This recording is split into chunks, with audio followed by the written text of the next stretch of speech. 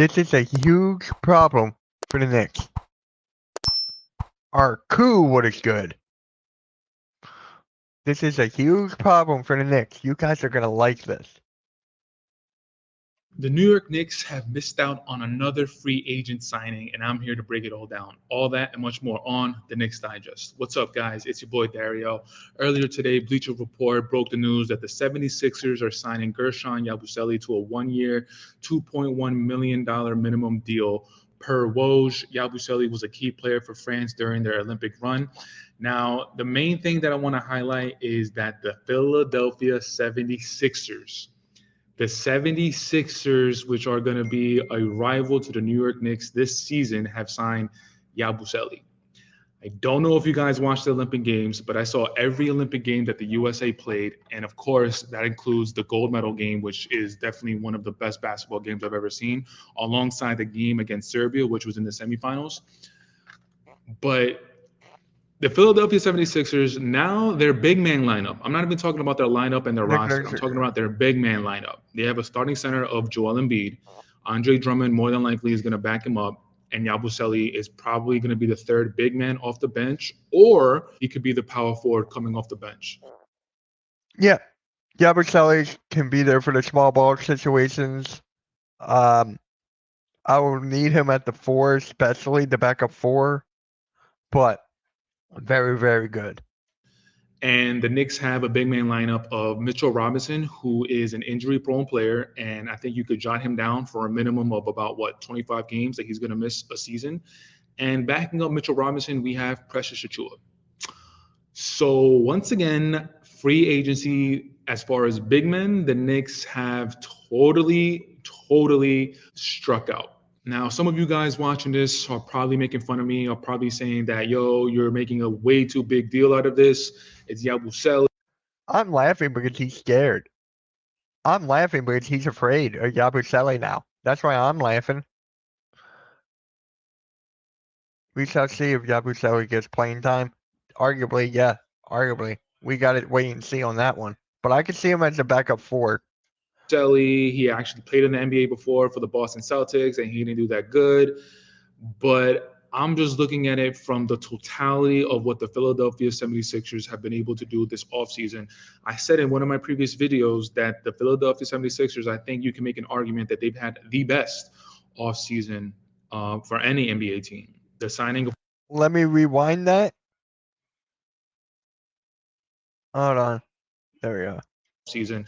I said in one of my previous videos that the Philadelphia 76ers, I think you can make an argument that they've had the best off seasons. That the Philadelphia 76ers, I think you can make an argument that they've had the best off seasons. That the Philadelphia 76ers, I think you can make an argument that they've had the best off season for any. It's just so fun. It's funny when a Knicks fan says that about the Sixers.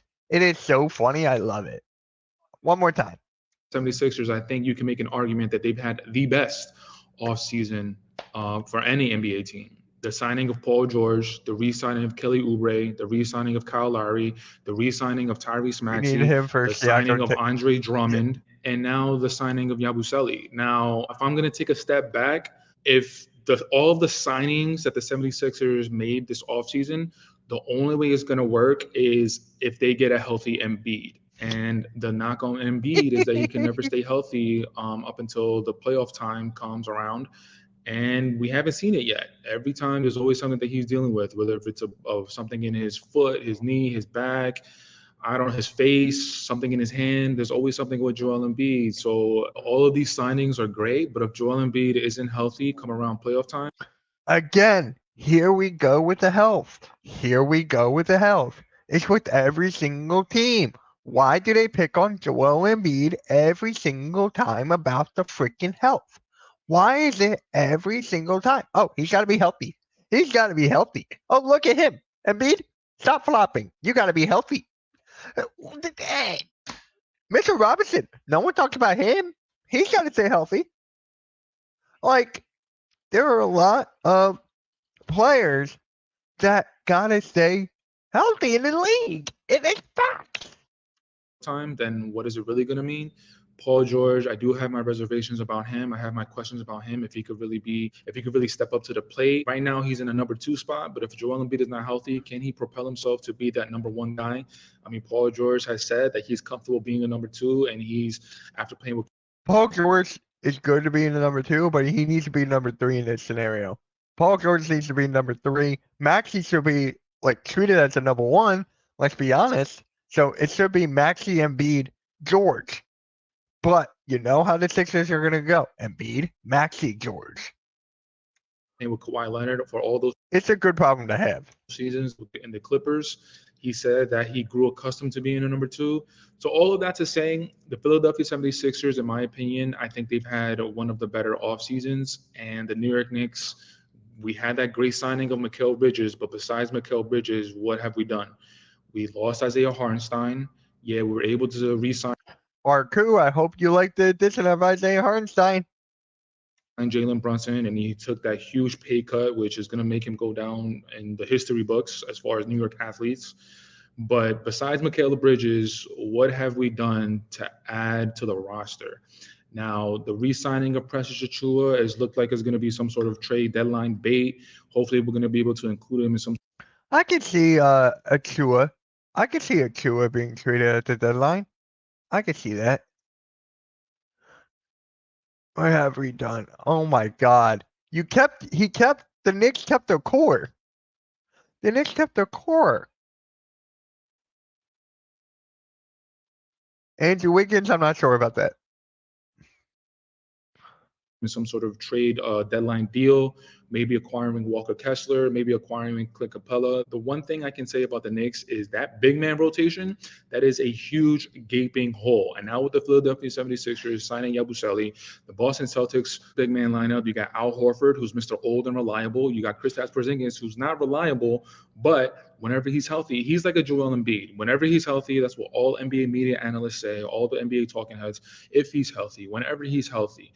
Like, you can make the argument that the Boston Celtics, they actually won a championship without their main big man, which is not nothing to sneeze at. And I'm just They had this Celtics team arguably built top to bottom.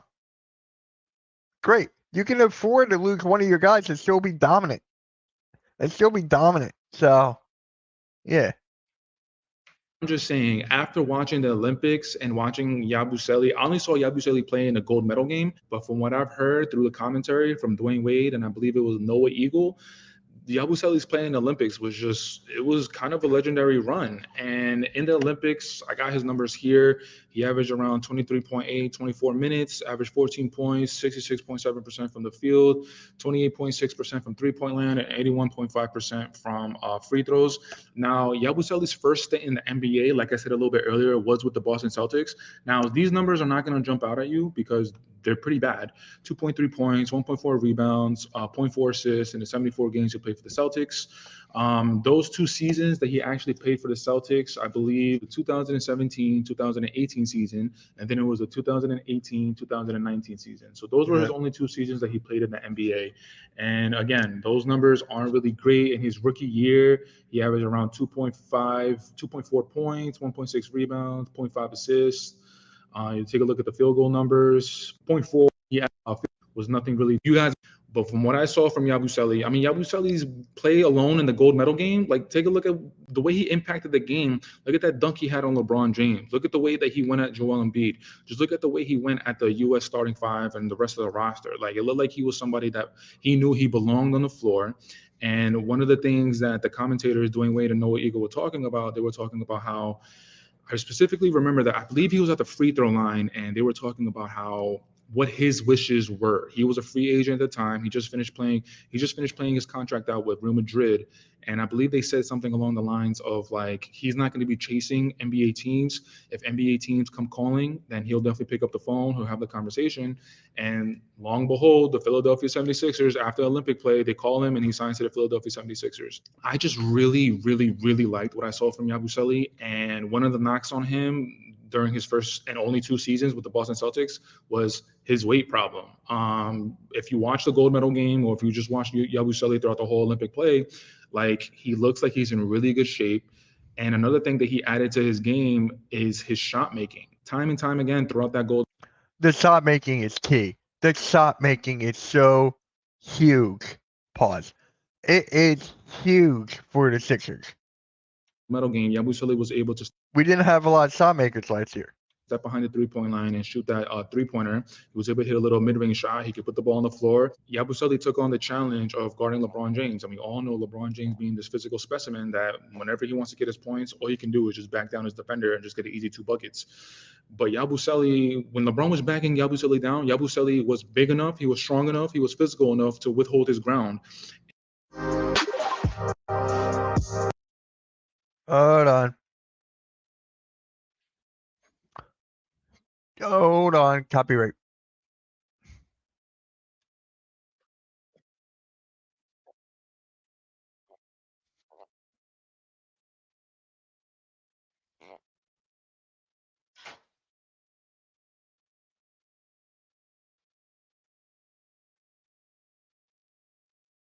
At the same time, Yabusele is being able to put the ball on the floor and actually dunk on LeBron James. Like, I'm just saying, man, just the pieces that the Philadelphia We are watching a YouTube channel called Knicks Digest, where he's afraid of Yabusele. Knicks fans afraid of Yabusele. 76ers have, the pieces that they picked up, they re-signed in this offseason, it all depends on Joel Embiid's health. Joel Embiid, if he is able to stay fully healthy from game 1 of the NBA season all the way up until Again with the help. Oh my God, I'm getting tired of this. however far they get into the playoffs, if it's the NBA Finals, then we'll finally be able to see Joel Embiid reach his potential. But up until this point, we haven't seen it, and we don't know if we're going to see it. So all of these signings, re-signings, they could all mean nothing. But being a New York Knicks fan, it's just something that I'm keeping my eye on. It's the Philadelphia 76ers, of course. They're going to be a rival to the New York Knicks this upcoming season. And in my opinion, it's between the Philadelphia 76ers and the New York Knicks as far as being a true contender going up against Boston and coming out of the East. They shouldn't have? Well, there's an argument. Hey, Coach, we're watching a YouTube channel called Knicks Digest, where this guy is afraid of Yabusele. East this season. In my previous video that I posted, I talked about the Bleacher Report's Eastern Conference standings predictions. They had Boston Celtics at number 1. They had the Philadelphia 76ers at number 2. They had the Milwaukee Bucks at number 3. They had the Cleveland Cavaliers at number 4. And they had the New York Knicks at number 5. In my opinion, I don't think that's how it's going to end. No, I don't have the Knicks at 5. No. I got the Knicks lowest at 4. Either way, the Cavs are at 5. Either way. I could see the Bucks at 3 or the Knicks at 3. Up, I think the first 4 is going to end up Boston being number 1, Indiana actually being number 2, New York number 3, and Philly at 4. But man, I can't. Indiana at 2? Good. Very underrated team. High fast pace. I can't see Indiana at 2. I could see Indiana at 5 or 6. Harp on this enough. The big man rotation that the Knicks have right now, I'm just not trusting.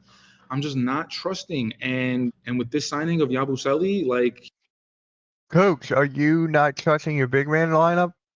Are you not trusting it? Knicks will be a plan. Here is Coach always downplaying his Knicks every time. Next person talk about smack about Gomabini, you prove him wrong. Yep. The health argument is banking on Giannis. Yeah, you could say that about the every time. Hello, Coach. Halftime. Yep. I don't know why I said halftime. Shout out to halftime. Subscribe to MK Meets World, guys. We are 10 away from 69 on that channel. So he was there for the taking, and maybe the Knicks had conversations with him, but I haven't seen anything on the internet. I haven't seen any articles, any reports from Ian Bagley. Nobody said anything about the Knicks talking to Yabusele, entertaining a conversation, and the 76ers just swooped them up. And the thing is, like, it's an Eastern Conference team within our division. It's an Eastern Conference team that's going to be a rival to us that he went to, which completely irks me. If he went to some team in the Western Conference, I would have been cool. But with this pickup, re-signing of Kelly Oubre, the pickup of Paul George, Kyle Lowry, re-signing of Tyrese Maxey, like I said earlier, all of these things that the Philadelphia 76ers have done in this offseason is definitely nothing to sneeze at. We definitely got to take them seriously. And maybe we'll see, man. We'll see if the Philadelphia 76ers are finally going to be able to put it together this season. But for the Knicks, the one thing I do not want to see, I do not want to see Julius Randle having to pick up some big man minutes. Now, more than likely for opening night against Boston, he'll probably end up being the power forward. But if I see Julius Randle playing some minutes at the five, I'm going to lose my head. Julius Randle, he is 100% not injury prone. Absolutely not. I don't want to call him an injury prone player. But You don't want to call him an injury-prone player. Didn't he miss most of the season last year? Didn't he miss most of the season last year? And then, but you don't have a problem calling Joel Embiid injury-prone. Okay. All right. Julius Randle being at the five, going up against those big bodies night in, night out, Jokic, Embiid, Anthony Davis, Victor Wembanyama, like all these players, they're just bigger than Julius Randle, and Randle can't take all that punishment. He's already had some injuries, shoulder injuries, ankle injuries. Like we need everybody healthy as possible, because this season is Eastern Conference Finals or bust. Eastern Conference Finals or bust. Honestly, the signing doesn't worry me. It's a one-year contract, which speaks how you feel about him. Gotcha. Who you think should be a sleeper play for the Sixers or All NBA? Because if you think about All NBA, oh shit, I don't know for All NBA, but for the Sixers, you could talk about Ricky Council. Cause we couldn't, we couldn't sign him for free. I'm going to say it again. This season is at least Eastern Conference Finals or bust. We can't make the move for Mikal Bridges and have a lineup of Brunson, Randall, Mikal, OG, and not expect to go to the Eastern Conference Finals. And then we have players coming off the bench, veteran leaders, NBA veterans, Dante DiVincenzo, Josh Hart. We have the pieces. It's defense. Hold on. It's DiVincenzo and Josh Hart considered veterans? Are they really considered as veterans? Huh? Hold on. I gotta look this up.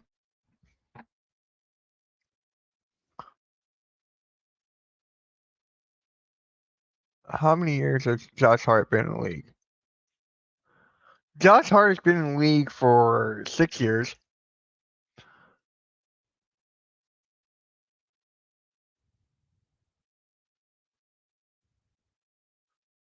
And Dante DiVincenzo has been in the league, what, 6 years as well?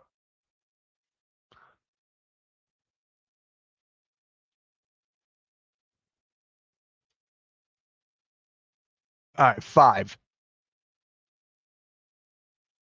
Youth veterans? You should be nervous because Oubre, yep, he was on a prove deal. Yep, youth vet. I don't think they're considered as veterans. 5, 6 years. Teacher is referring to it not being longer. Yeah. Uh, I don't think they've been considered as veterans, though. Huh? What? No. Uh-uh. Pieces, man. Again, the big man, if somehow during the trade deadline, if we're able to make a really, really nice pickup of a Walker Kessler, a Clint Capella, somebody to back up Mitchell Robinson, then that I think will definitely put us over the edge.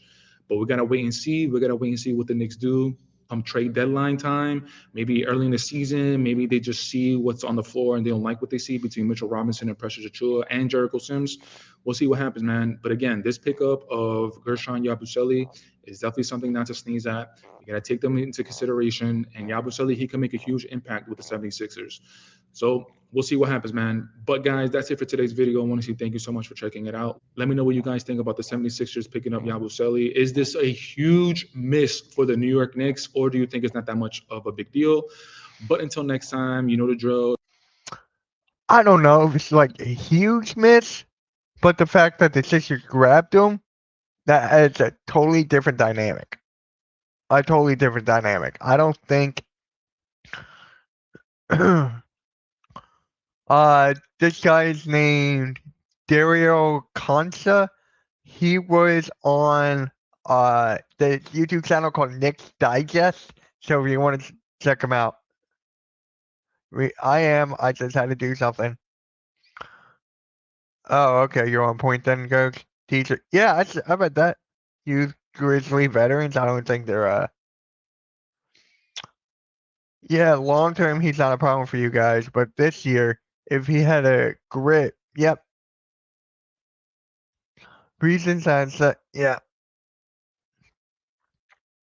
It is what it is, but make sure you guys hit the like, subscribe, hit the notification bell, and Knicks fan is scared of Yabusele, and yeah, MK out.